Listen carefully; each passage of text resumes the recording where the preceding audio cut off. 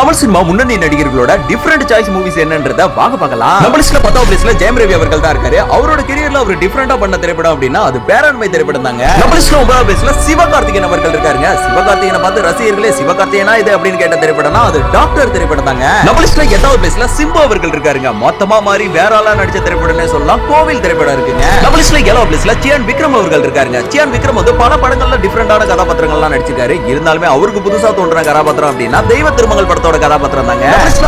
இருக்க தனுஷ் அவர்கள் ஒரு ஸ்மைல் கூட இல்லாம முழுக்க ஷட்டலா நடிச்ச திரைப்படம்னா அது ராயன் திரைப்படம் தாங்க. நம்ம லிஸ்ட்ல 5th பிளேஸ்ல சூர்யா அவர்கள் இருக்காருங்க. அவரோட கரியர்ல டிஃபரெண்ட் கதாபாத்திரம் அப்படின்னா அவர்கிட்டே கேட்டா கூட பிதாமகன் படத்தோட கதாபாத்திரம் தாங்க சொல்லுவாரு. நம்ம லிஸ்ட்ல 4th பிளேஸ்ல அஜித் அவர்கள் இருக்காருங்க. அஜித்தோட கரியர்ல இப்படி ஒரு படமா அப்படின்னு எல்லாருமே திரும்பி பார்க்க வச்ச நேர்கொண்ட பார்வை திரைப்படம் இருக்குங்க. அடுத்ததாக 3th பிளேஸ்ல இருக்க விஜய் அவர்கள் ஆக்ஷன் சீக்வென்ஸ் எல்லாம் தவிர்த்து நடிச்ச ஒரே திரைப்படம்னா அது நண்பன் திரைப்படம் தாங்க. நம்ம லிஸ்ட்ல 2th பிளேஸ்ல சூப்பர் ஸ்டார் ரஜினிகாந்த் அவர்கள் இருக்காருங்க. ரஜினியோட கரியர்ல பல ஸ்டைலிஷான படங்கள் இருந்தா கூட இந்த தளபதி திரைப்படத்துல தான் எந்த ஒரு ஸ்டைலையும் யூஸ் பண்ணாம நடிச்சிருப்பாருங்க. நம்பர் 1ல 10 கெட்டப்ல மாஸ் பண்ணி அந்த உலகநாயகன் அப்படின்ற சொல்லுக்கு பேர் போன திரைப்படம்னா அது தசவதாரம் திரைப்படம் தாங்க. இன்னைக்கு அந்த உலகநாயகன் பட்டமே வேண்டாம்னு சினிமாவுக்காகவே வாழ்ந்த உயர்ந்த மனிதர் அப்படின்னா கண்டிப்பா அது கமலஹாசன் அவர்கள் தாங்க.